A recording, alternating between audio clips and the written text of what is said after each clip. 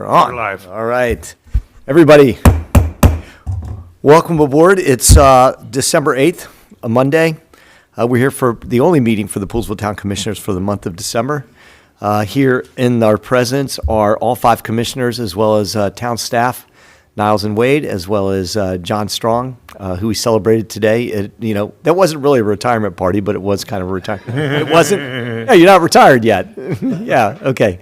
So yeah, everybody that was at our town staff meeting holiday party today, so that was great. Welcome aboard to everybody here, starting promptly once again at 7 o'clock. And if we would, who wants to lead us in the Pledge of Allegiance tonight? Brian pulled back first, so he's good. Pledge allegiance to the flag of the United States of America and to the republic for which it stands, one nation, under God, indivisible, with liberty and justice for all. All right. Niles, update. How much longer do we have to look at the green flag? That's your manager's report. You're going to get. I didn't see it on the agenda. Yeah, just town manager's report. Jump the gun on that one. We'll get All to right, it. very good. Well, I mean, we were just here facing it. This is got me triggered. Okay, very good. Pledge of Allegiance out of the way. Thank you, everybody, for doing that. Thanks to everybody again for being here, our vast studio audience, everybody online. Commissioners' reports and committee reports. And Alan, if you don't mind, if you could lead us I'll off. be happy to start. Parks Board, we met last Wednesday. We were presented by another Eagle Scout project from Ava Shelburne, who wants to paint a mural in town. Originally, it was going to be Stevens Park, the pickleball wall, the backside of it, but with some of the conversation we've had with Preston, that wall is not going to be conducive because paint peels a lot and it wicks a lot of water. So the town has actually painted it twice, I think. Yep. We had someone come in and paint it, and it didn't stick. Then we tried to paint it, and it still didn't work there. Yep. So we have come up with 2 other locations, possible locations, skate park as one of them, and the bandshell wall as possible location because it's so white and a little bit of backdrop. Obviously, we're gonna, she's gonna come up with a kind of a rendering, kind of a design, present to us, so we can improve it, and then we can take the necessary steps moving forward. It will be a spring project, obviously, because of the weather, but it also gives her some time to present some of the historical depictions and photos and however the design is for a great area of the Ag Reserve. We also have 3 other current Eagle Scout projects going on, bat boxes, bird boxes, and one more park bench, I think, over to middle school. But again, weather is a factor, so I would imagine they start probably in the spring as well. So we'll be the Eagle Scouts will be busy in the spring. Holiday lighting event, obviously, another unbelievable event. We've gotten a lot of compliments and so on and so forth from a lot of the residents, especially the heated tent, big hot item this year, no pun intended. Again, kudos to Preston and his little elves, Tara, their hard work and logistics, and just all the volunteers that we had. I mean, it's a big event, and I don't think people really understand the magnitude until you actually see it. And just it's one of the best events we've had. Poolesville Day, and I would say Christmas tree lighting is the second one, personally. Again, winter maintenance, town's already had to deal with some inclement weather conditions, or events, I should say, but they're always on top of it. I think we're supposed to get some more precipitation next week. Yeah, I think it's at the end of the weekend into next week, so Yes. we'll be on top of that. But Absolutely. Let's see where I was going to go through. Went through the good old townhouse parking situation that we've talked about a couple times at Wooten and Hughes Road. We did get the signs installed, so we have remedied for the most part, I think, as many times I drive down Hughes to Hughes? shopping center. Oh, the shop center. Okay, sorry. Hughes and Wooten. I keep thinking about Wooten and down Wooten Fisher down that line too. Yep. So, again, it's just the safety issue with the walkers and the bottleneck traffic. Actually, one time I was going into the mall, or into the Tractor Supply, and somebody was parked in a no parking in a van. And by the time I got out of the car and looked back, there was literally a bottleneck because there was a school bus that had its flashers on, and, people trying to get in front of the bus, so it didn't have to wait that, big, whopping 20 seconds. But anyhow, I think it's helped an immense, so I appreciate all the town's help and the commissioners, voting on that. Further too on that, we got some reports back from the Maryland SHA. We'll talk about that later. That's a Niles thing, so that's good on some of the crosswalks. And last but not least, and ironically, Mr. Mim is in the audience, we talked about the pump track again, and Kathy came in and discussed some of the options that we have for the pump tracks and designs. And we will be having a Parks Board field trip in January to the Germantown bike track, just so we can get some ideas, so we can move on to kind of getting an idea of the design, what we want to do. There's obviously that's unlimited, to be honest with you. We got to find, a nice budget. There's plenty of grants that are available to us. But first things first, let's go out and get visuals on everything. But I look forward to, possibly in the future, getting that under, out of the ground. So, and that's what I have. Cool. Good. Any questions for Alan? Nope. Brian? We have not met as a planning commission. We still have a planning commission, right? Yeah. Yep. Okay. It's been a while. Yeah, we are meeting this Wednesday, and we're down to 3 planning commissioners that will be there. 2 are out of holiday travel already. Get more work done that way. It's good. Fast, yes. Right. I know we have a variance, and I know we're talking about moving the water report. Yeah, we'll move, we'll Talk. we've sent some of the information already to the planning commissioners, but we'll talk about that ultimately in January, just given who's out of town and everything. But we'll have more details then, but just sort of going through what Kathy Mim has done and Pat Hammond and such, and going over that stuff, and that will be mainly in January, but we already sent out the information. And then there's an extension of a preliminary plan for the Brecken property that will also be on the agenda, because that expires this month, so we'll talk about that too. Got it. That's my update. That's the future plan for the planning commission. Your plan for the planning commission. All right, very good. Any questions for Brian? Anybody? You too? Whoever question. wants to go first is fine. All right, I'll go first. And Ed does a great job of filling in where I forget. First of all, can I just say how lovely it is to sit here and look outside at these beautiful twinkling lights. great. We need this in this dark, cold time of the year. I really appreciate all the work of our Yeah. park staff for getting all of those lights up. It's a lot. It has been a busy month. We had a legislative breakfast that many of us were at and got to hear from our representatives and talk about what some of the priorities and agenda items were coming up. And we had an opportunity to connect with some of our local representatives to, again, advocate for what our priorities are as a community. We also had the dedication of a Rosenwald sign commemorating the Rosenwald building, which is it was a schoolhouse in, I don't remember what year, early 1920s. Yeah, 1920s. And all of a large percentage of the money was fundraised by our local historically Black communities.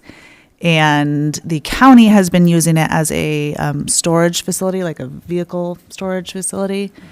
So the next step, it would be so great to actually get it restored to what it looked like so that people can come and see it, as it's one of the few standing Rosenwald buildings still in the United States. So it was really amazing to hear from local community members who were descendants and also actual students of this school, and just to get that historical perspective, especially for someone who, I didn't move here until 13 years ago. So it was a really rich historical event.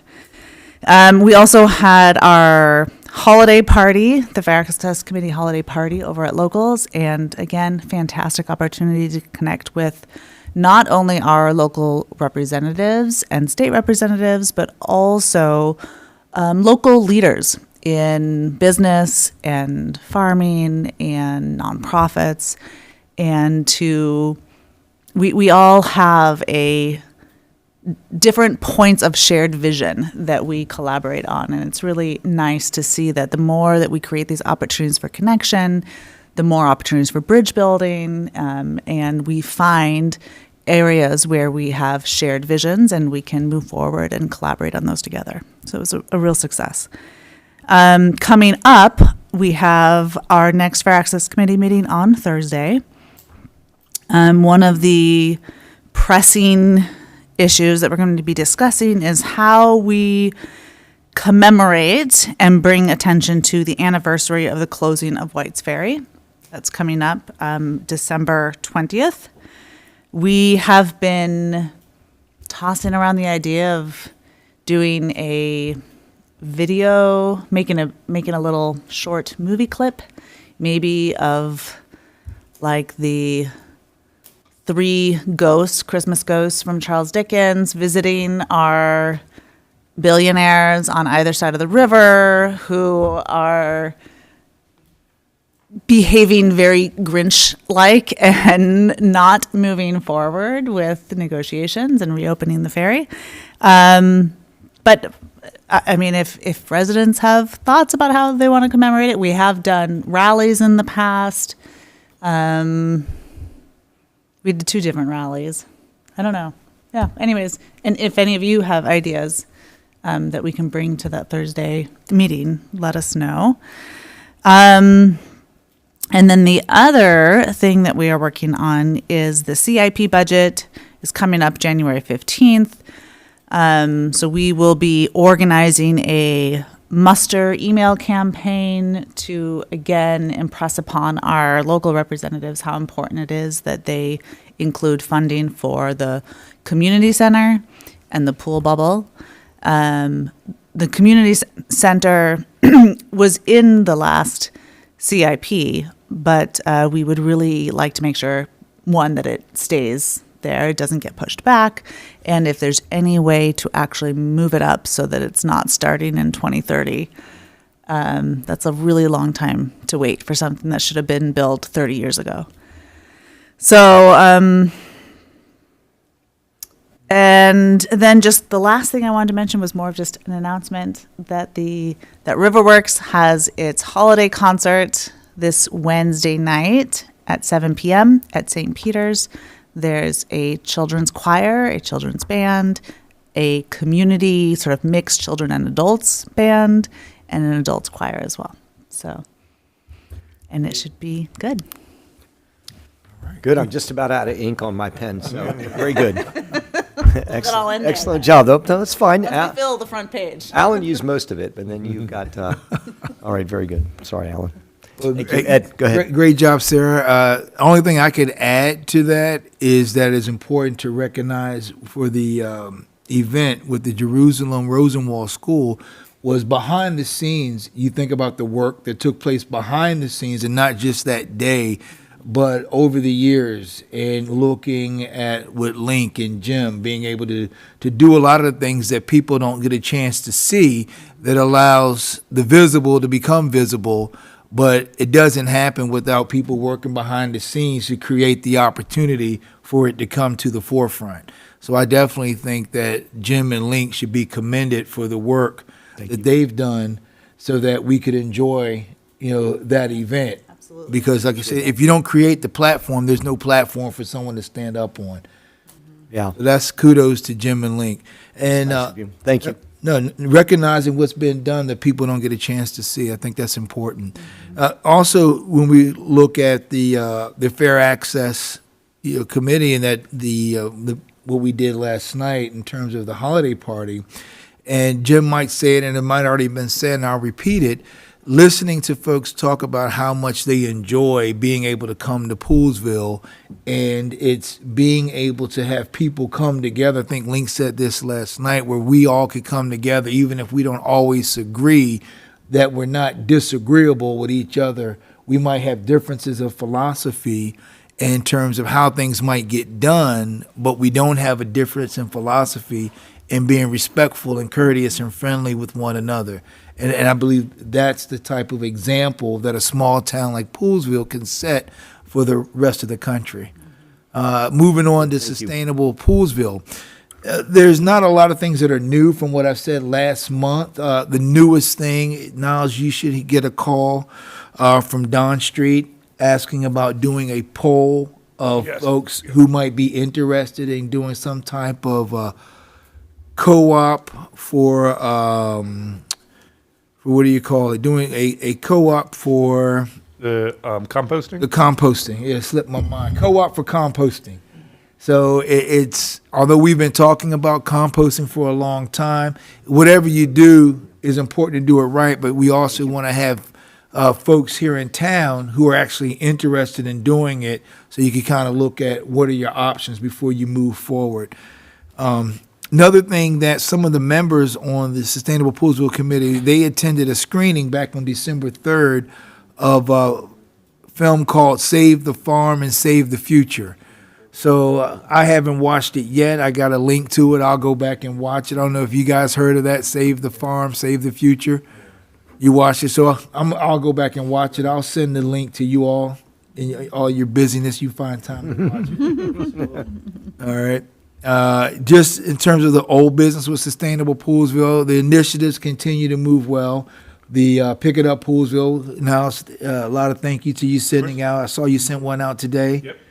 And so you have the kids who are showing up doing it. What was really interesting, I talked to one of our town staff members the other day on Friday evening, and we were just talking about the Pick It Up Poolesville campaign and how you have this group of kids who go to different places to help pick up things.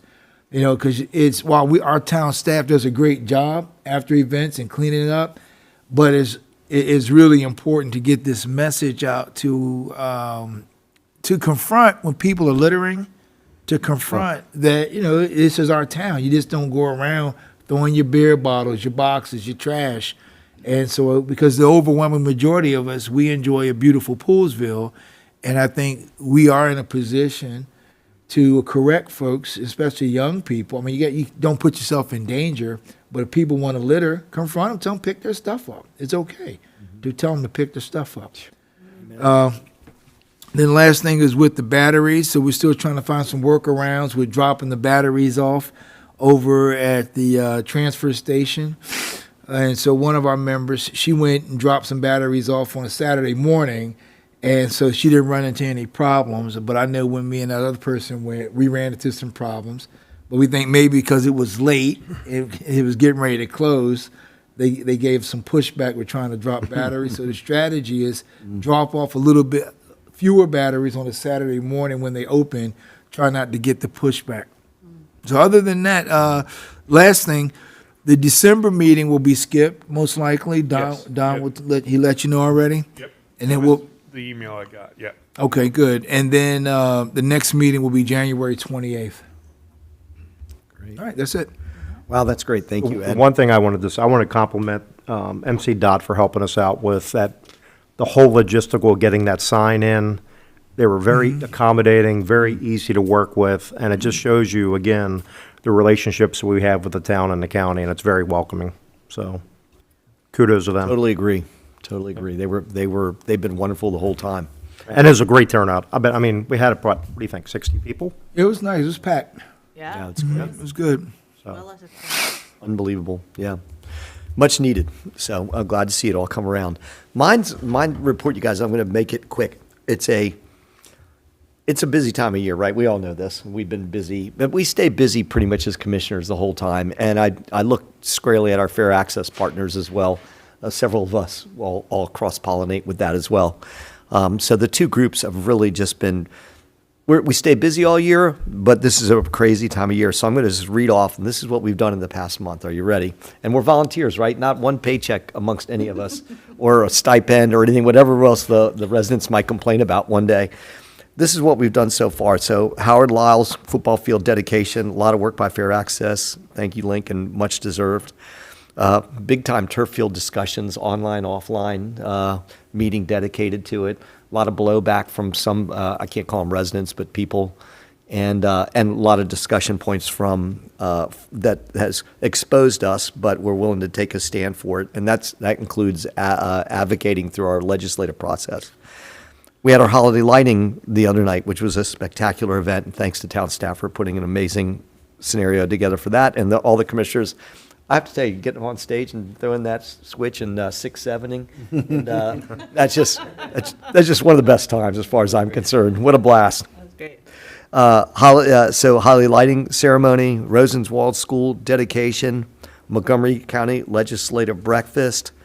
We had you guys. We had our meeting with Marilyn Balcom the other night, which we all got to hang out with that, and all of us had individual time with her and got to really kind of talk about the issues of the county and the future races, et cetera. She was amazing. This is a time where I don't know how many people have go to the Clava Christmas Town, but that's something that, is like, it's both our obligation to support it as a town, but it's also a great time and a really special thing for all of us. The Fair Access Party we just had, the town staff party earlier today, which I'm still full from. Historic medley party on Wednesday night, that whoever's going to be there for that one. Again, these are all advocacy timeframes too. We're working the crowd. Everybody knows what we're doing. And it's just to continue to build partnerships like we have been doing, and we worked hard on it.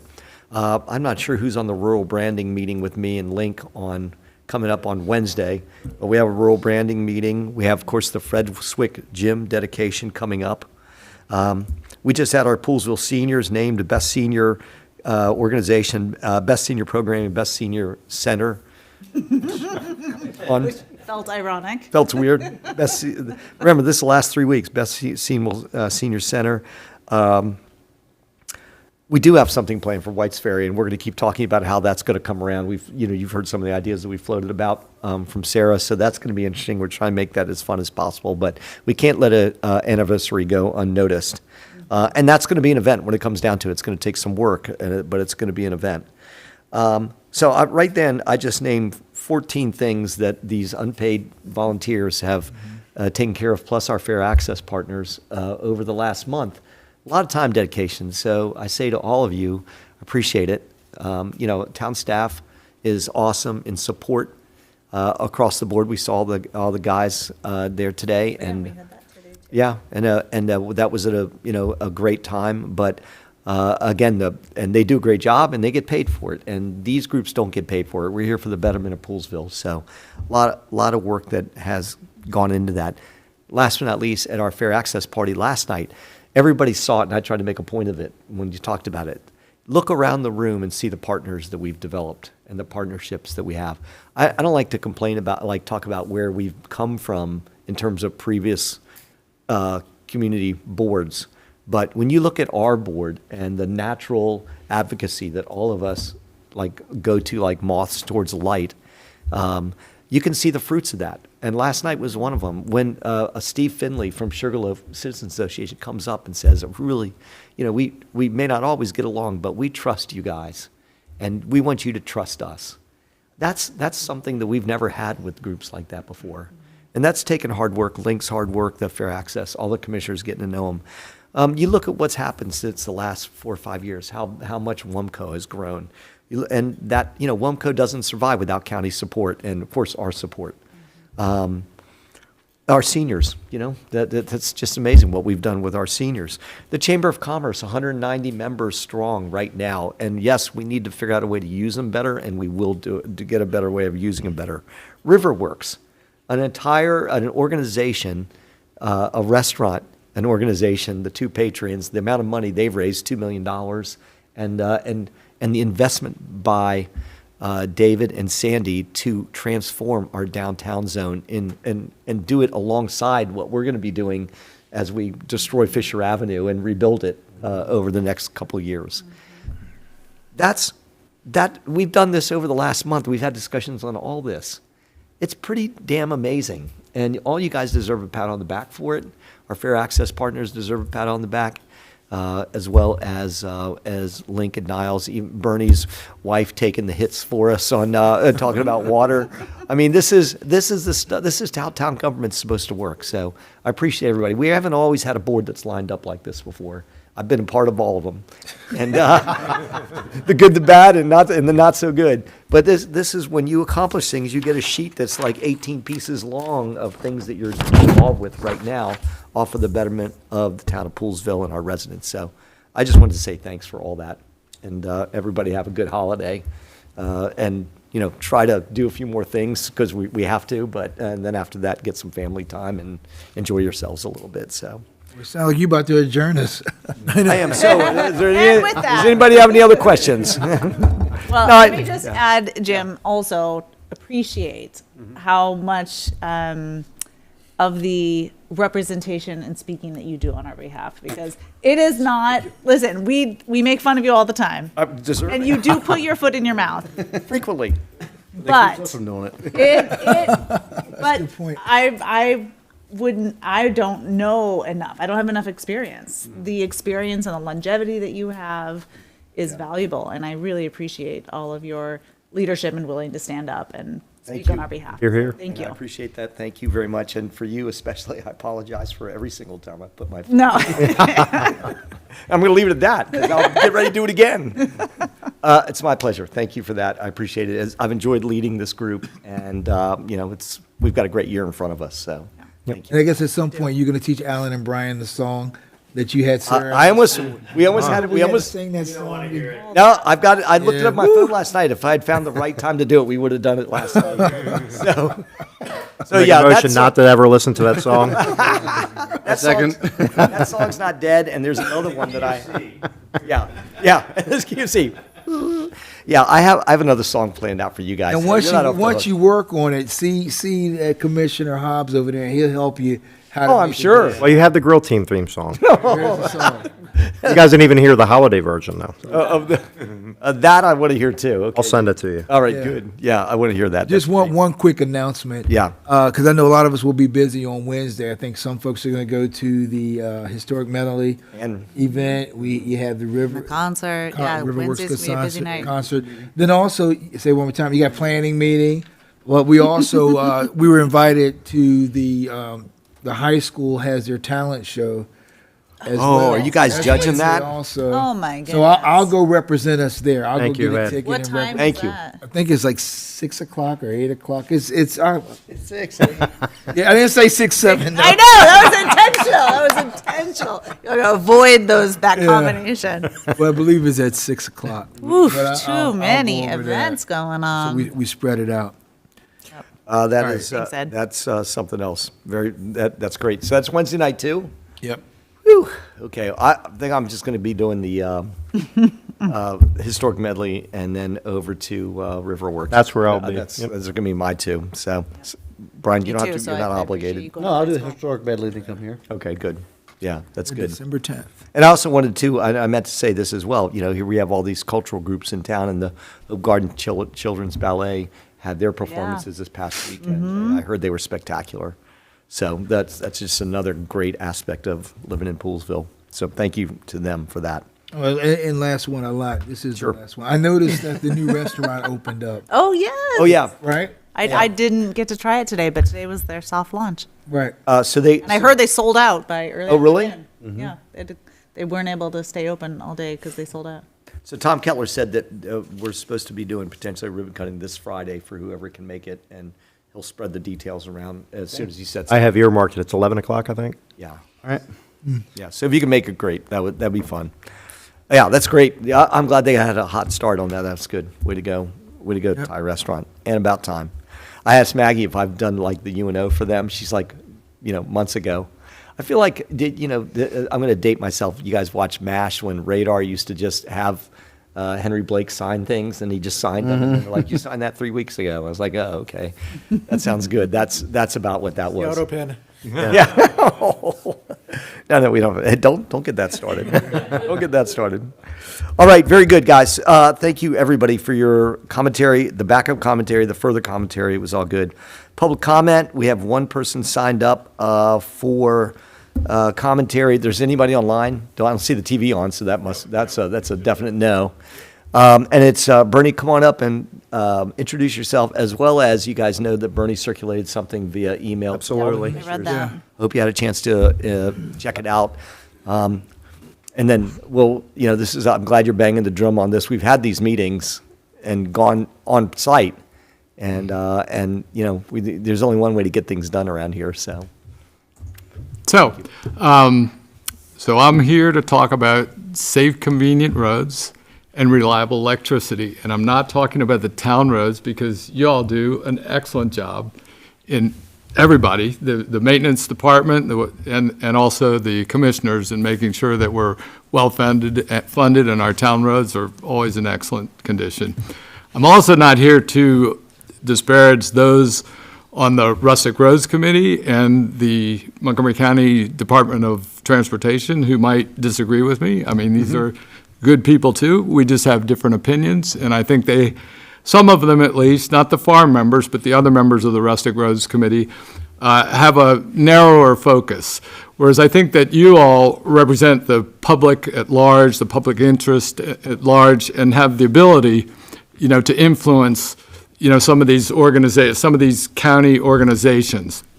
So, just as a side note, I did apply twice to the Rustic Roads Advisory Committee. The first time they chose someone else. This time they almost certainly will also choose someone else. I would be flabbergasted if I was. Not want you on. Yeah, I would be flabbergasted if they chose, but that's fine. The county executive wins the election. He gets to choose who he wants. It's all cool. But I still like to advocate for, I think, the general public at large and the broad spectrum of public, the car driving public, those of us that are driving to work and driving, not anymore for me, but driving the kids around to soccer practice or whatever, the farmers who, may not live in town, but they are very vital to our town. They're driving their combines and other machineries.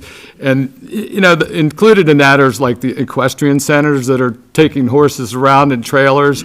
And I'm also, many of you probably know this, I'm an avid cyclist. I cycle at least a couple thousand miles up here in the general Poolesville area every year. So it's the broad spectrum of the public. And so let me just say, what do these roads have in common? Willard Road to Crossroads, Crossvines, Quarry Mill and Turkey Foot in Potomac, Hughes Road, Sugarland, Martinsburg, and the upper part of River Road. Well, what they have in common is they're all rustic roads. But what they don't have in common is Willard Road to Crossvines and the two roads in Potomac have nice, smooth asphalt for the convenience of the drivers. Hughes, Sugarland, Martinsburg, and the upper part of River Road do not. They're pretty much in disrepair. So I think what you can do as commissioners, and as well as, if there's anybody here from like the Fair Access Commission. So what you can do is, I think, contact the current county executive and his main assistant, who obviously he's running for another office now. So I think he might be, maybe a little more open to ideas. The Rustic Roads Access Advisory Committee, MCDOT, as you had mentioned, we met a bunch of representatives from MCDOT down at Hughes and Bud Road, and so I got their cards. I have their contact information, the head of maintenance and then the head of the road construction. And the council members, I've talked with Marilyn. I didn't talk with Andrew about it last night, but them too. And I'm just going to go through just a couple quick examples. As we all know, Hughes Road is used extensively by Poolesville residents. I mean, it is a commuter road. I actually personally put in 3 or 4, requests this past year, and they did trim it up really nicely. I mean, before the brush was growing right over the sides, and they trimmed it back, 6 feet. I don't know whether it was just coincidence, but I did keep putting in the same request. So I gave them kudos for that. But really, it needs, at this point, it just needs to be repaved with good asphalt. I mean, they have so many potholes along there, patches and so forth. And, like Alan and I were talking about earlier, they don't really have a nice professional way of filling all those potholes. It's, they don't have a roller, they need to just pave that road. It's so well used, we just need to push on that. Upper River Road, the same thing, past partnerships in terrible shape. It's, it's got a 50-mile-an-hour speed limit, and it is just filled with it's potholes. A couple of farm members of the Rustic Roads Access Committee had complained about that.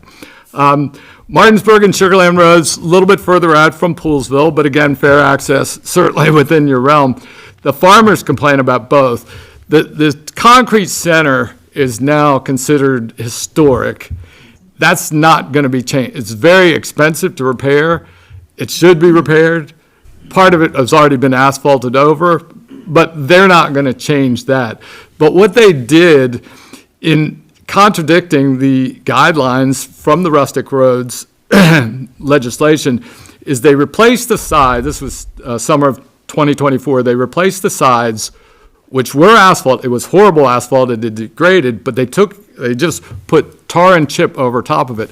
Now the rules say that they're supposed to replace with same unless it improves the safety. And what they did is the exact opposite. Well, it's only been a year and a half, and both of those sides they're just washboarded, they're potholed again. I mean, it's like painting over a crack in your wall. It doesn't do any good. You have to put the base down and then paint it. So we always hear that, the funds. And, I'm a business person, I understand. There's only so much money to go around. There's a lot of priorities. I'm just going to mention one thing that happened at the Rustic Roads Access Committee this was about 3 months ago. So there's a road close to Damascus called Elton Farm. It was gravel. It's this historic African-American community, and the county, because it was in disrepair, they decided to asphalt it. Great, all fine. So the Rustic Roads Access Committee voted to advise, and it is just an advisory committee, advise the county to, on top of that nice smooth asphalt, to put 3 layers of tar and chip for $32,000. So to me, with so many needs elsewhere of repairing potholes and making roads safe, to put something on there to make it sort of look old, even though, historically, asphalt and tar and chip came into being about the same time. It was late 1800s. It's not like one is so historic and the other one isn't. But that's just a total waste of money. And if we have the money to do that, certainly we have the money to fix or repave things like Hughes Road. I want to mention that all the farm members, so the Rustic Roads Access Committee is kind of divided. They're the local farm members. They all voted against spending that money there, which happens pretty frequently along those issues. There are a lot of issues that, I agree with, and most of the members, of the farm members agree with the others. But that was one where the farm members all unanimously voted against that, but they would just have voted on that. So I don't know, again, I don't know, the advisory committee is advisory. They don't, in the end, have actual power, but they do have influence. And I think if we brought that up, that would be a plus.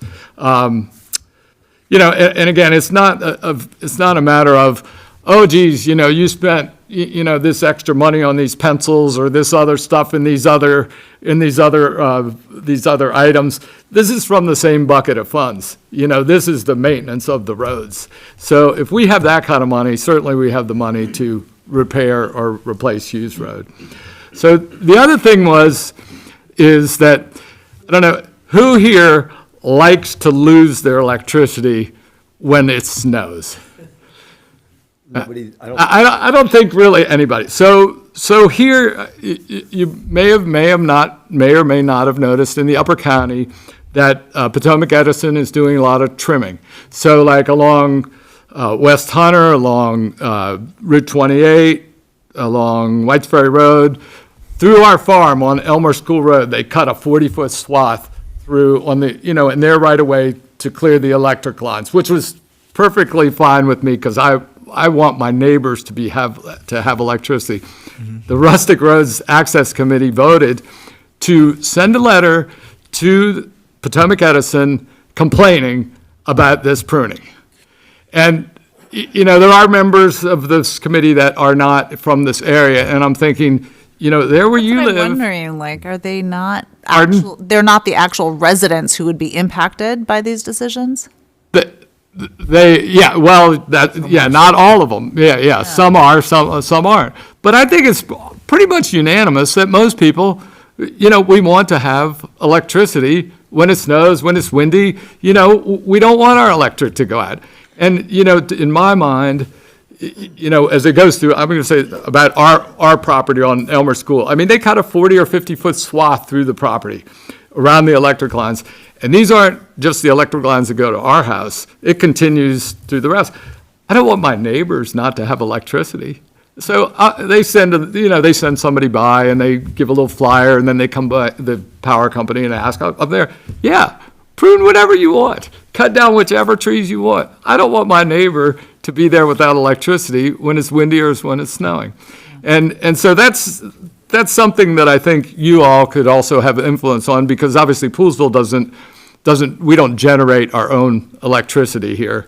It comes from somewhere else. So if a line goes out on Whites Ferry Road or on 109, there are people in town, that aren't going to have electricity.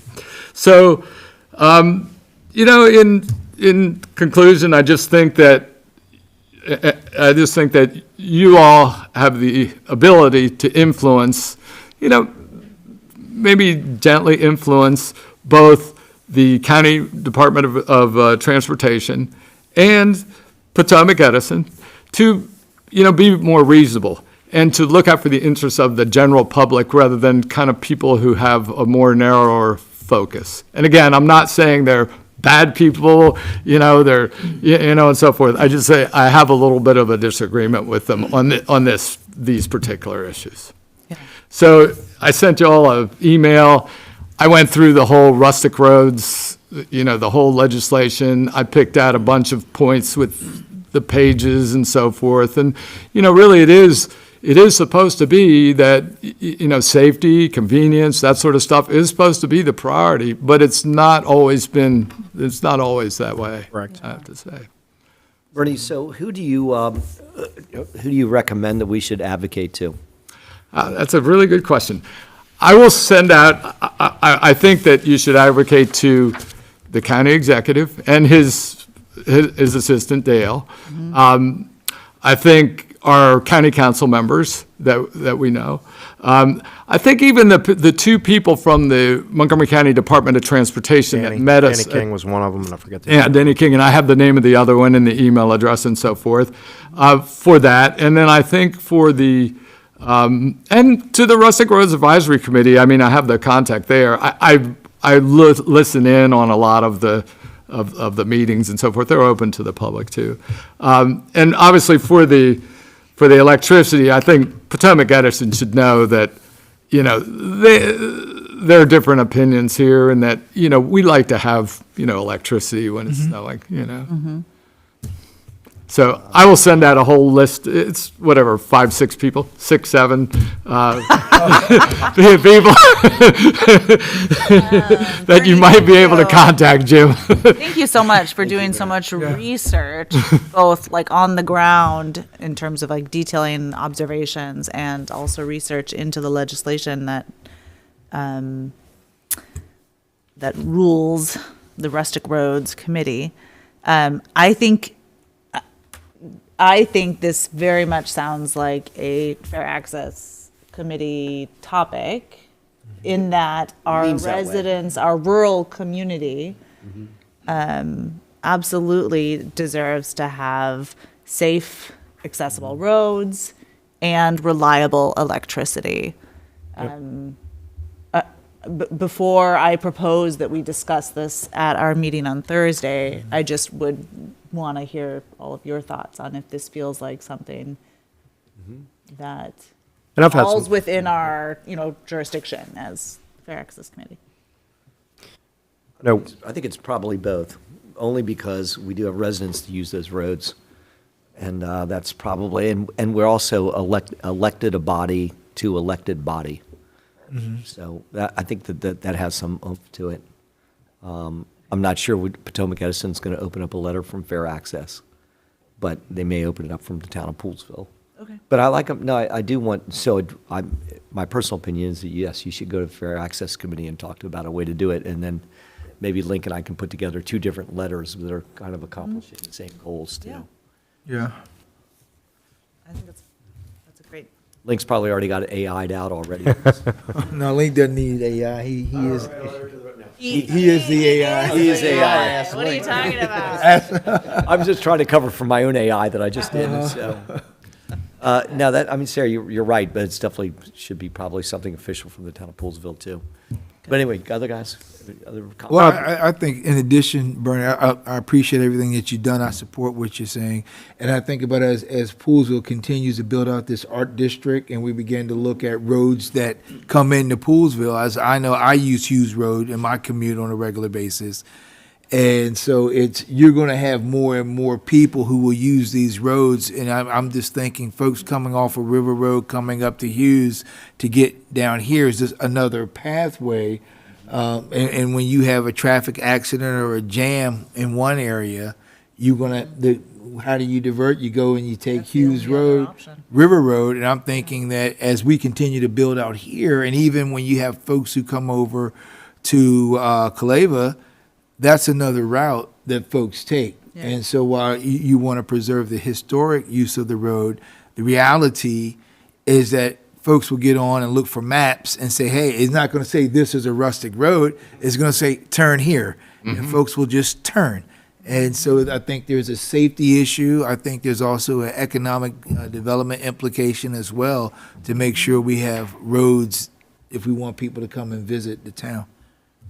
yeah, we had a great meeting at one time outside of Bud and Hughes, and, I mean, unfortunately, the patches they're doing is making actually the original surface worse than it was, to the point where I think Link and I went to Brian Feldman's one night and went down the roller coaster of Hughes Road, and then luckily Ed and I came back, and it was to get the chance to witness how bad it is. And like you said, I'd love to know how many cars actually utilize Hughes Road on a daily basis. I know that's going to be one data point they're going to ask for.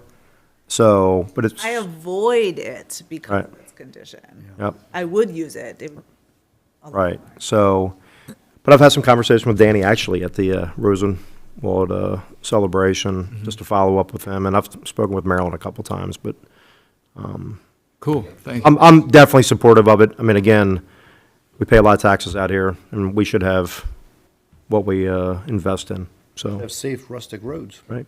And plus, I've talked to Mason and Aaron about all of this. I mean, these guys are in big combines and farm equipment, and you can't go a normal speed. You actually got to go a lot less speed. And when you're going from farm to farm, it takes them an extra several hours just to cruise at 5 miles an hour because it's so bumpy. Then what happens if something happens with their equipment, mechanical? I mean, it's out of their pocket, not the county's, due to their, neglect. Yeah, yeah, so Mason Hopkins and Aaron Johnson and Billy Willard are all on the Rustic Roads Advisory Committee.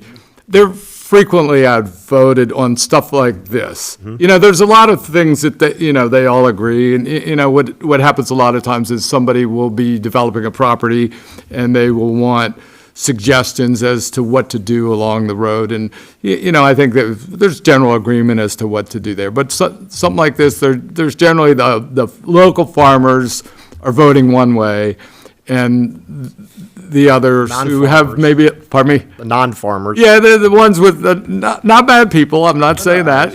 Just narrow focus, vote the other way, and it's usually a 4-3 decision, and that's why they won't. I guarantee you that the executive is not going to put Bernie Mim on that on that committee.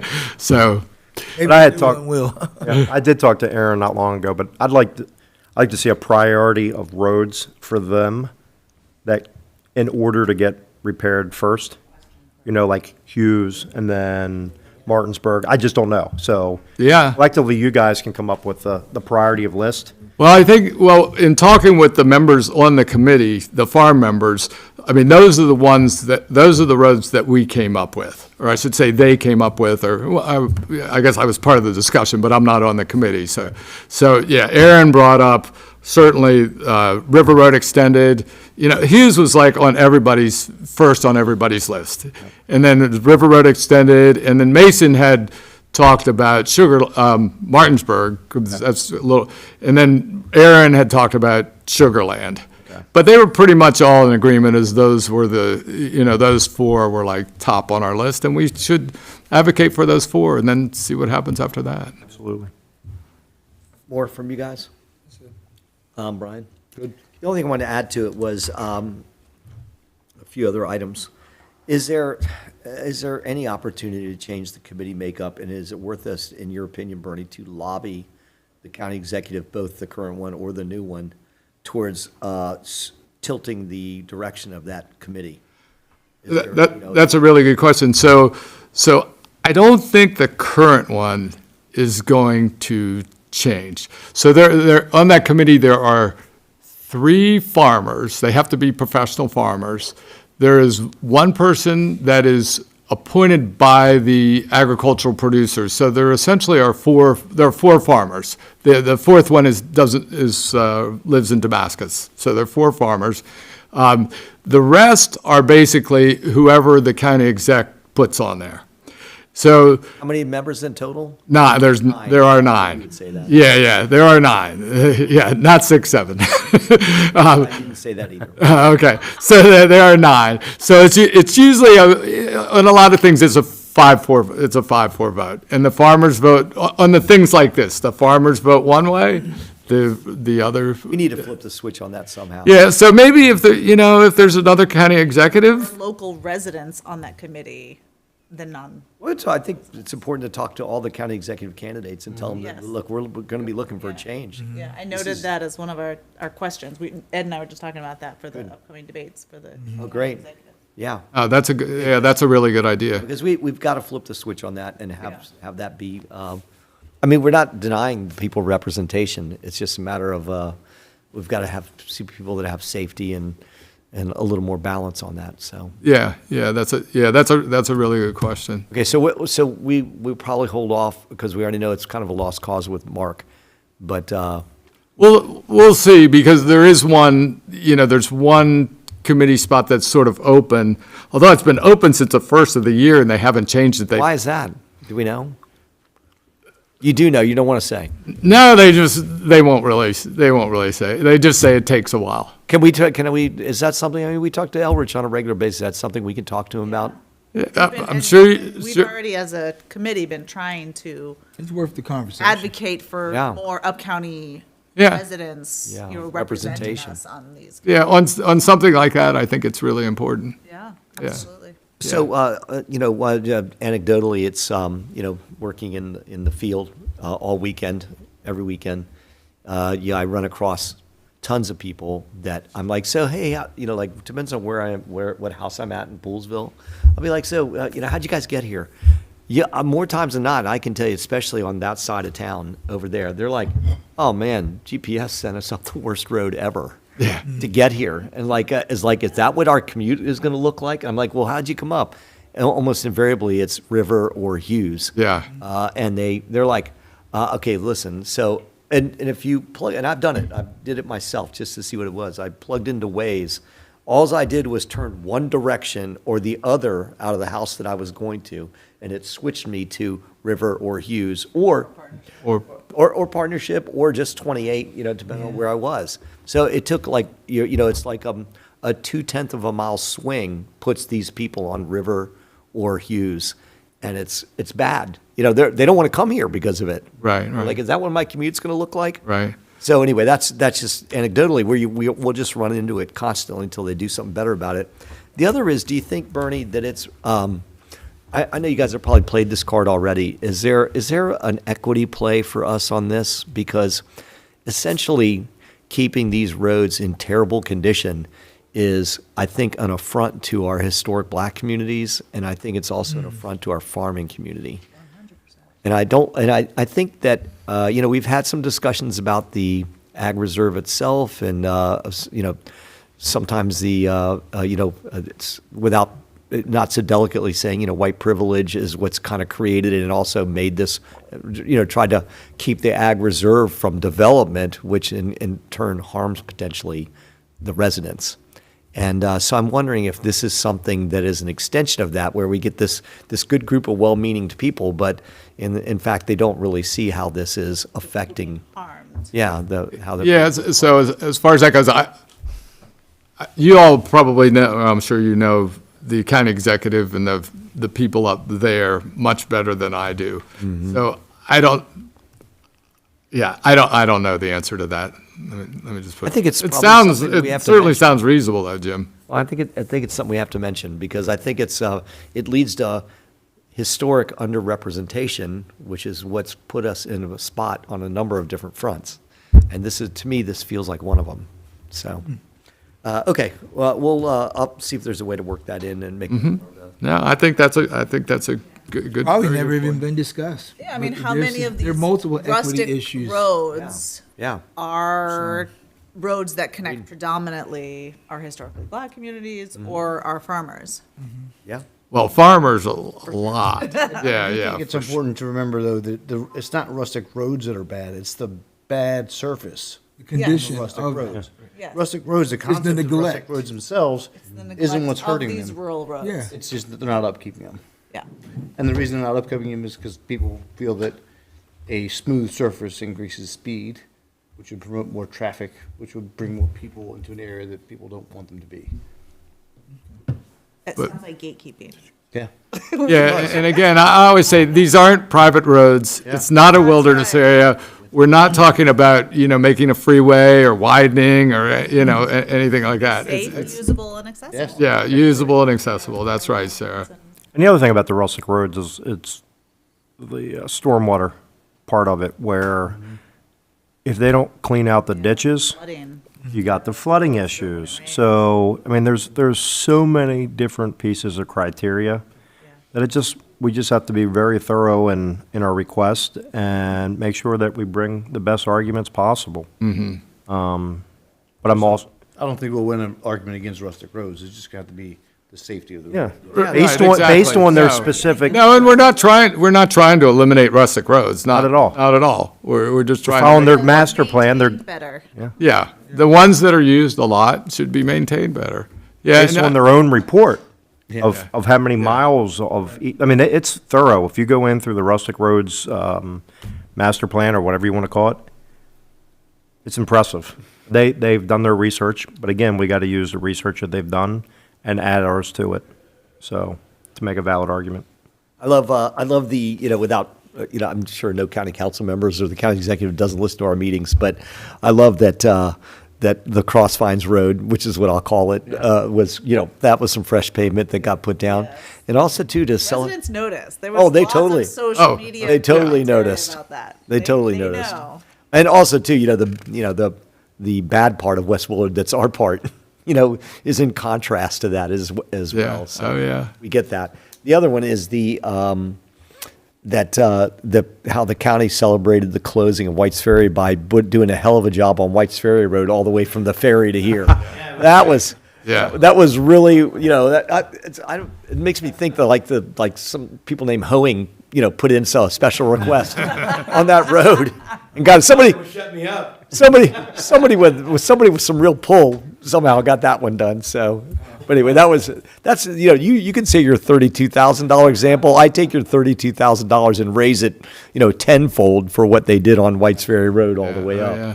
So- And that's a little off the subject, but Yeah. a couple years before that, they had done sections of it. So they had dug up part of it and retopped, and it was like Yeah. all the way up. And what happened was when they were doing the sections, the equipment and the backhoes and stuff were sitting on the sections that they saved And then- and tore those up. So it was even worse.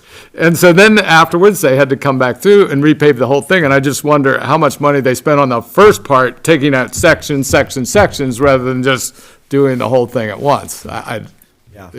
Yep.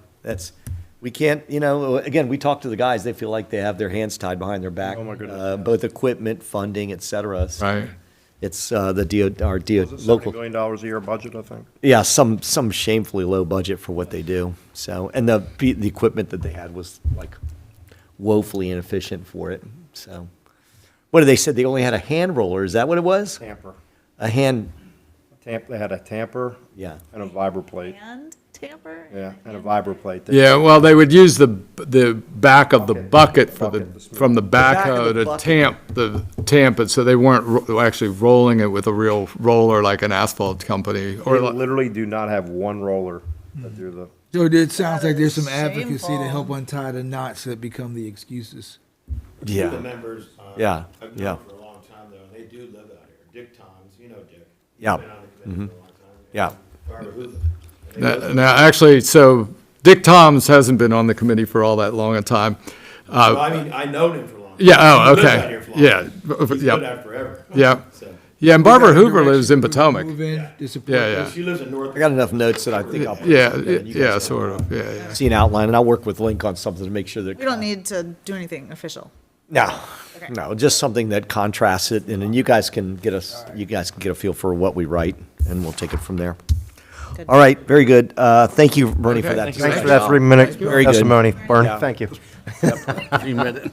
Good stuff, yeah. Wow, that's more than 3 minutes, but that's okay. That's the way they went. All right, very good. Nothing else, nobody else has chimed in, no one's come in online, we haven't turned the TVs on yet? We're good. Okay, thank you for that. Thanks for that. Public comment is over. Approval of the minutes. So approval of November 17th, 2025 meeting. I think we were all here or online, right? We're- Yeah, so I need a motion. Motion to approve the minutes from November 17th. 2025? Got it. Motion made by Second. Sarah, second by Alan. Any other questions on the minutes? No. None? All in favor of approving the minutes of November 17th, 2025, please say aye. Aye. Aye. Opposed? None? Okay, very good. I didn't ask a question for this before we get to new business. We have it under new business, but are you going to be looking for approval and vote and approval for each one of these, the subjects that we're talking about, the two wells and the water line? Yes, and I'll give a good intro to that. Got it. Go for it. Okay. So I put together a memo just to kind of outline some of the things we talk about to frame it up. And we've talked about these projects, which is the enclosure for well 2, well 3, and then the water lines for Westerly. And we talked about it last January. We had bond counsel actually zoomed into one of our meetings and discussed going through the process. So we've gone through the process, developed the spec books. They've gone to MDE. They've been approved. And so now we're at the point where we need to award contracts. We've gone out to bid. John's, he'll discuss all this in detail as far as the bidding process goes. So tonight, we do want to award these contracts, and once we do this, we'll be able to take that to give it to MDE, and they will work with bond counsel that will go into the public, Board of Public Works. The governor can then sign off on it, so springtime, we can actually start a project. So the well 2 and well 3 enclosures, they are identified as separate bid items, just the way the state wanted it, but we know that the total is going to be about $896,000. We did add a 10% contingency fee, and I also put a little note there that we really don't anticipate having much of a contingency at all on either one of these projects. They're pretty, very, very simple, straightforward projects, but we always put the contingency in there, and the state likes to see that also. So we do have a forgivable loan for $700,000 that will cover the expense of that, so we'll have to make up whatever difference that is. And so they'll have another part of my chart there shows the PFAS lawsuit money. We've accumulated $441,000, a little bit over than that so far.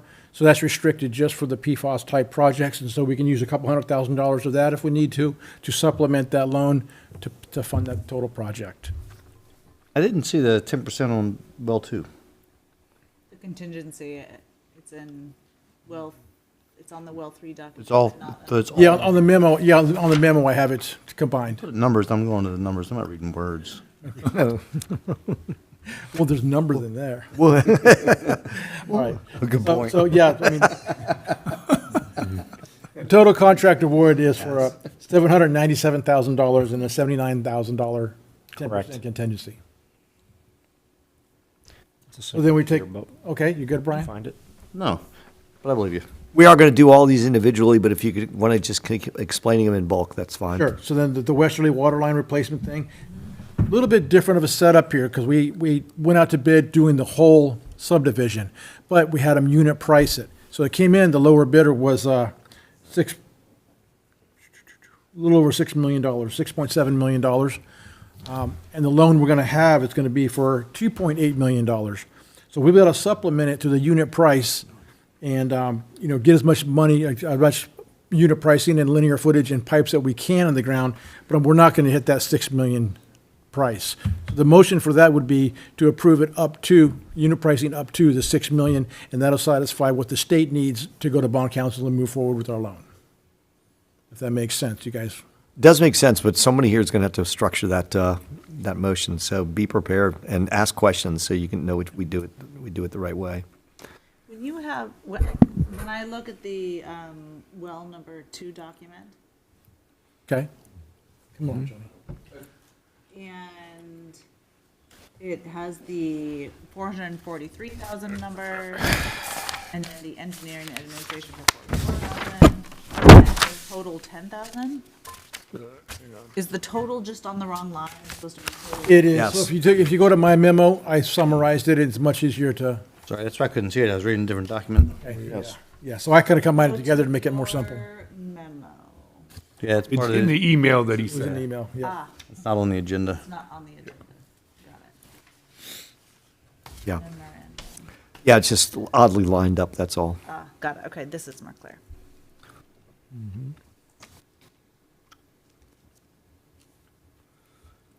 Take your time, people. And as we go into the FY '27 budget year, we're going to have more fees coming in. We're going to see, do we have extra monies that we want to contribute to the Westerly Waterline Infrastructure Project? And, we can figure out the exact budget at that point. Yeah, we can meter that out, depends on how all that works.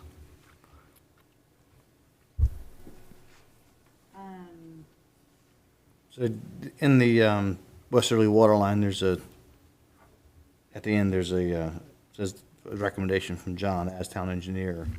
They recommend awarding, and then we could start there with the motion. Make a motion to award. Yeah, To the 6.7 million, no, is I how we're like going to that. word that. Yep. Wade, why is the engineering admin so much lower on your memo? It's 20,000 on the memo, but on the Which, other document? which one are you talking about? Westerly? Well, the memo combines them. Okay. Yeah. And in the, So for, it's the well number 2 document. yes, It has 44,000. that would be 10% of the 443 that we're going to award it for. Oh, so this engineering administration is supposed to be lined up with that $10,000 number and the 44,000. is Right. supposed to Yes. be the- okay. So, Thank but for you. tonight's purpose, really, what we're looking at is just the contract award number, the $443,000 for well 2, and then well 3 has theirs, and then the Westerly water line. Okay. Then Johnny he can go through the whole process of how we got to that point. John, you have more to contribute? Well, I was going to give you the whole breakdown of that on, I mean, if you're just going to read the same memos again, I think we're good. no, I'm just going to go over the numbers real quick. And do they have the HBW? Yeah, we've got exactly the three things. Okay, all right. I don't know what you have, so, okay. Now, I think that he gave us a breakdown by all the bidders and Yeah. explanation of the bidders, and actually, I only had one question. I Unit know price. one of them was super close between two bidders, and, yeah. Well, yeah, all the outliers are the outliers. And we didn't really have any outliers on the low side. When I saw one of the bids, which it's on my phone, I can't read it, is, The Mid-Atlantic one and the HBW. yeah, like a few, 354,000. right. Yeah, What- they just bid it really close. and you like both those, but which swayed you for one for the other? I like HBW. They have a good reputation. They really do have a good reputation. Have we done work with them before? No, we have not. They've tended to be at larger places for a long time, but they're kind of diversifying themselves and getting back into the, Our size, yeah. our projects, yeah. I love how this is considered like small. for Tiny, them. yeah, right. yeah. Yeah, not necessarily, Huge number. It's not 6 million. Right, that's it's not multi-year either, Yeah. so, okay, I mean, that Their was intent- only, Just one other thing, they Yeah. intend, talking with HBW, they intend to attack both these projects at the same time. So Okay. they can maximize their effort. And they have the capacity just to knock it out. so Oh, yeah. it's the bigger contracts. That makes sense. Maximize the inconvenience for our residents. Perfect. Short term. These both should be, yeah, really non-eventful for any. No, you're not gonna really see much, yeah. Cool. And Ross Contracting, Yeah, tell us about them. Ross is out of Mount Airy, and speaking with the people they've done a lot of water line replacements up there. Excellent work. I've worked with Ross before, and they've done very good work. And Montgomery County Schools has worked with them too. Good. One of the better. And the town has worked with them in the past doing paving. Yeah. But that is one we will have to coordinate with the residents then, because that will be very impactful. Right, yeah. Ross for less. So they would do the 2 wells and the westerly water line. No, HBW they would does, just- HBW does the water line. I mean, I'm sorry, HBW does the 2 wells, Wells, okay. and then Ross does the water line.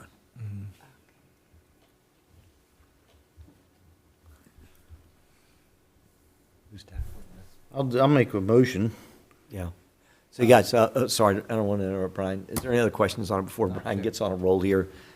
Because I know it's, we're handing out, talking about a lot of money, but town staff has done a good job of laying it out for us, as has John. And this is like business. There used to be business as usual. We did this all the time.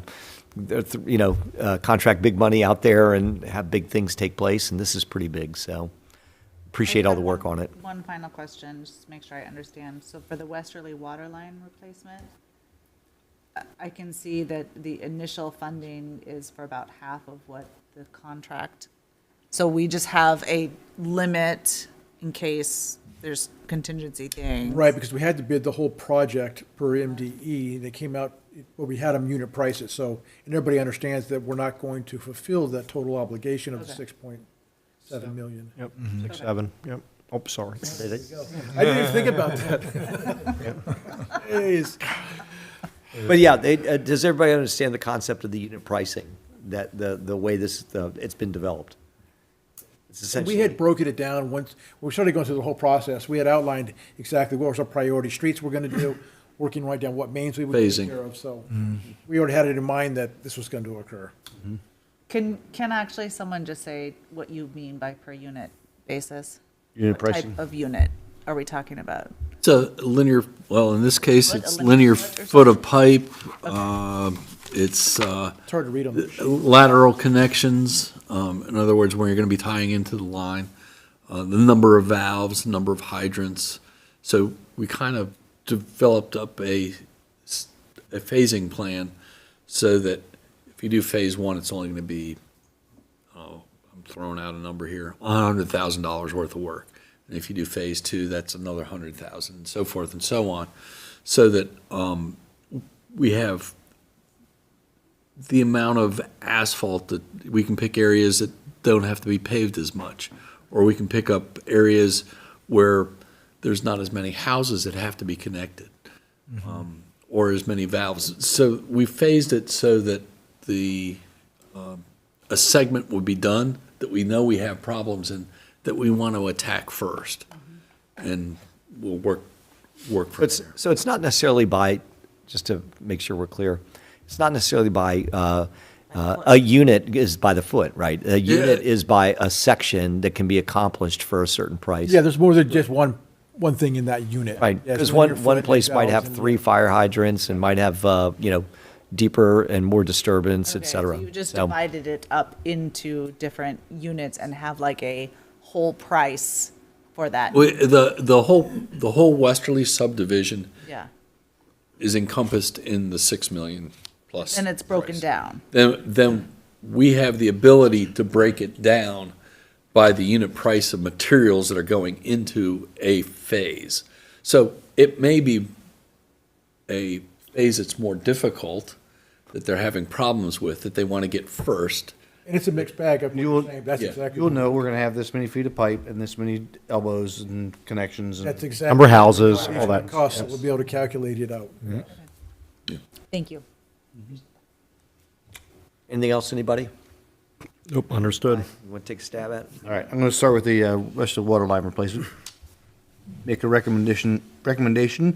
We approve contract number 100.080 for Westerly Waterline up to the amount of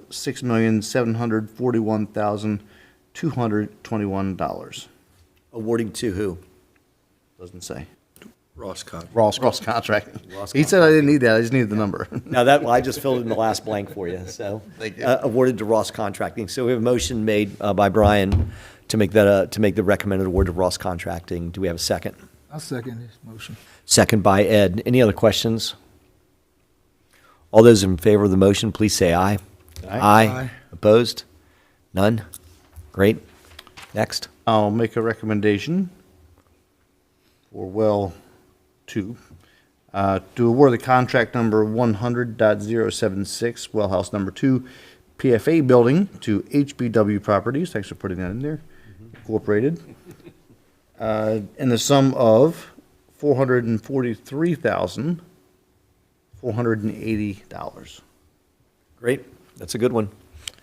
Anybody have a second for us? I'll second that. Second from Alan. Any other questions on Brian's motion? He said 443, so you're not. I just read the words, I hope they match. the numbers. 443, 480. Yeah, $443,480. But that doesn't include the 10% contingency. Correct. Correct. Admin. Yeah, those are That'd be on our side or our costs. budget, yeah. Okay, Those are ours. okay. Okay, good. Motion's been made. Sarah, good question. Second by Alan. Any other questions, you guys? Nope. All in favor of approving the motion, please say aye. Aye. Opposed? None? Okay, motion's passed. Last but not least. I will make a motion to award contract number 100.069, well house number 2, PFA building to HBW Properties, Inc., DB HBW Construction, in the sum of $354,000. Is that 05? And $25. 25. $354,000. $25. Neither the words or the numbers are right there. Hey, Brian, Contract go. 100.062. No, but if you go to the last paragraph, it's the numbers. It's there, but the numbers and the Oh, words it's don't match. written. Yeah. Quick question, Brian, you had said well house number 2, is that well house number 3? Three. And that's what, This is well house number 3. Minutes will reflect it, but yes, you're right. His motion is to be hereby amended to well house number 3. Go ahead and finish the language. All right. yeah, It is very tiny print. Yeah. And the dollar figure is again it's $354,025. to what company? HBW Properties, Inc. Yeah, there is a Right. typo up there in the paragraph. Got It it. is on both the writing and the numbers and the words. You're like, Motion's been made. this was a rush job, Wade. More typos than you usually Point to that have. guy. Okay. Hey, we all read this today, right? Yeah, we read it. Everybody read it. That's all. That's why I'm tracking with It's, you, man. it's, I'm with it's, you. it's on us. We had it ahead of time. Okay, motion's been made. Do we have a second? I'll second his motion. Second from Ed. Good. All right, for further discussion or Got the clarification minutes with needed? the right one. No further discussion or clarification. All in favor of the motion, please say aye. Aye. Opposed? None? Motion's passed. John Strong, thank you for the work on that. Appreciate it. Very good. Commissioners, thanks for reading everything. I know it's a dry read, but I appreciate you guys going through it. I'm sorry, I'm just calling it like it is. Wade's like offended. My life. It's dry. This is not dry. We just have other lives. Technical writing. That's all. You Exactly did what it. it's supposed to be. Did a good job. Did a good job. Thank you, John. Yeah, thanks, John. Okay, guys, very good. Thank you for all of the discussion and the direction on that and the awarding of those contracts. Old business, we don't have anything there unless something's popped up.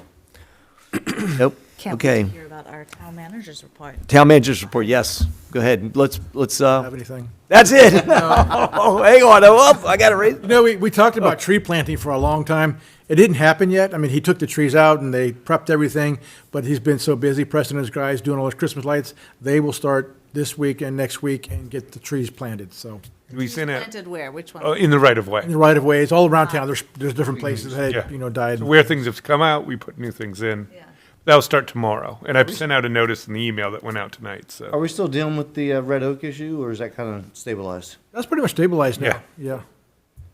yeah. We still have some on some of the right-of-ways, gas lines and stuff that do fall near properties, and so it is an expense each year cutting some of those down.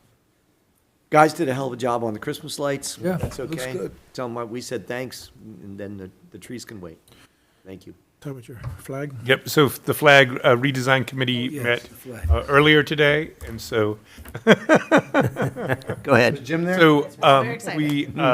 we had a good conversation today. Yeah. It came down with some ideas to sort of represent what we had talked about, which is agriculture, community, and education. And so they've worked through a few iterations of that. The plan now is to write up an RFP for a graphic designer and try to get that done by the end of the year. And then we'll have them, then we'll go a process of seeing who responds to that, and then work with somebody to come up with some designs. So we had a very productive meeting, sort of worked through an iterative process of what they kind of wanted to see, how they wanted to address it. So that's the update on that. Thank you. We had a good meeting with Town Attorney Kevin Best last week, Niles and I. We talked about several issues we have coming up, trying to get them on board and kind of a sense of where everything is and going with mostly the planning commission stuff, the CAD district, as well as the water and sewer allocations. We're going to talk about, as mentioned earlier, in January. It'll be coming to this board in January also, and how we're going to treat who's in the pipeline now, not what's being built, but in the pipeline or knocking on our door wanting some allocations, and how we're going to treat those and prioritize those. And that's going to come from the planning commission, but it's a much bigger picture than what it has been, and a little bit tricky to navigate. So we sought his legal advice on it, and it was good stuff. So Kevin's very sharp. We were impressed with him. And want to add anything to that? Several topics. Yeah, we talked about that. We talked about some other stuff coming down from the state, like the ADU statute that we talked about a few months ago. That will come back in the spring probably. So we just worked through a few of the issues that are upcoming and kind of get a schedule for his work as well. Yeah, he's got a variance coming up. Yep, Be his first which one we'll with talk this. about, yeah. Great. And then also, we've been working with all the department heads, getting their budgets lined up, their wish list for things as we start putting together the FY27 budget. We'll have a good draft started in January, by January at least. And move forward from there. Any big purchases on the horizon as we get into budget season? Always, we're trying to take stuff off the table. The guys keep throwing stuff on the table, so. Yeah. Working Game through we play right now. all the equipment and all the different things that we want to see and do here in the next. Good. But infrastructures are going to be a big push this year, Yep. I think, too, just, it always is. Pulled up for the holiday party, it looked like a used truck dealership out there. We did, yeah. Cool. Yes, so I've been working over the last few days for a grant from the state. It is called the Energy Efficiency and Conservation Block Grant. So we, as a municipality in Montgomery County, have the opportunity, because we're in was referred to as an overburdened community, to apply for funds to look at various different things. But what we are looking at is kind of doing an energy plan or sort of development for our energy needs. This goes back to the resolution that was approved by this body in 2023 to be clean energy efficient, by 2030. So this the grant is for between 100,000 and 350,000. So we're sort of working through exactly what we want to apply for in that thing. One thing that they do require is a letter from the authorizing body, meaning you guys, to apply for the grant. So I figured what we could do is we'll write up a letter and have Jim sign it that basically says, you guys are on board with us applying for this grant. So the deadline for this grant is Thursday, though, so I'm going to get that to you tomorrow, and then we'll work from there. But it's just sort of overall, as they say, this is used for energy planning, strategic development, decarbonization strategy development, energy audits and feasibility studies, or expansion or revisions of existing energy plans and strategies. So that's, in a nutshell, what the grant is used for. Great. That sounds great. Thank you. Did you also get a grant, didn't Sandy? send Yes, it was a something? nonprofit grant. From what I looked at, it's not for us, it's for Okay. nonprofits. Okay. So it's, that's sort of a separate thing. But it's something that, could share around with all of the people that we've talked to previously before, and do that kind of thing. But that's not a municipal grant. Yeah. Very good. Anything else? That's about it. Any questions? I think the only thing, we had talked about at the Parks Board meeting, the continental crosswalks, Yeah, we talked about that. the reflective, yeah. At the previous meeting as well. Okay. 'Cause I read off the same report, first here at the Commissioners and then at the Parks Board. But it's the same update that I gave last time, just that they're going to redo the crosswalk. The Abbey Road album cover, Yep, Beatles. exactly. Okay. At Haller, Eller and Elgin. Elgin, and then fix up the one at Spates Hill and Fisher. Fisher. And we have not heard yet back on the flashing lights, which was the last email I sent back to them in this sort of conversation. So we'll see where that leads, and we'll try to continue those conversations as we can as well. You know, I know I think they had said they didn't find sufficient, data, but Right, there isn't the accident history and things like that. So it's one of those things where that is very heavily in how the state weighs these things, is a lot of it is on accident history and things like that. And we don't necessarily have those type of issues Yeah. versus, near Just- miss. yeah, like I said, I mean, I just remember or always see the kids walking down in the Brightwell, and it's busy. It's getting busier, every day having traffic come in. So just trying to be proactive, not reactive, to be honest with you. One thing I do want to say too, just I don't want to keep us any longer, but I forgot to mention that our very good relationship we have with Montgomery County Police right now, and with Commander Satinsky, again, showing up for the Friday night, giving us great officers, always paying attention. You reach out, and any of us, and I'll gladly share the number with you. He wants to talk to everybody. He just wants to know whatever they need us for. They'll be here. And if, again, we wanted traffic enforcement during Markoff's Haunted Forest. They came. They're very responsive, I think, in what we have going on. And I will tell you this: if you guys have looked at Facebook, there's somebody that's spitting on somebody's cars, on people's cars, and they're on top of that one too. So. And the McDonald's. Uh-oh. Friction, yes. Yeah. Yeah.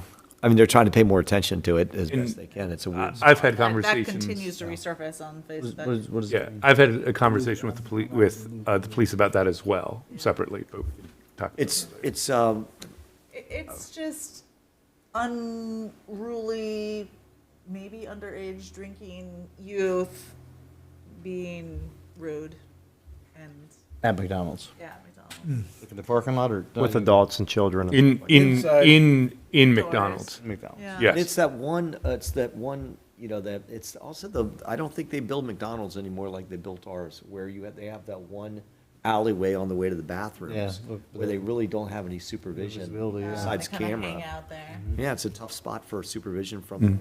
We need to have like an 80-old lady parked there knitting in a Yeah.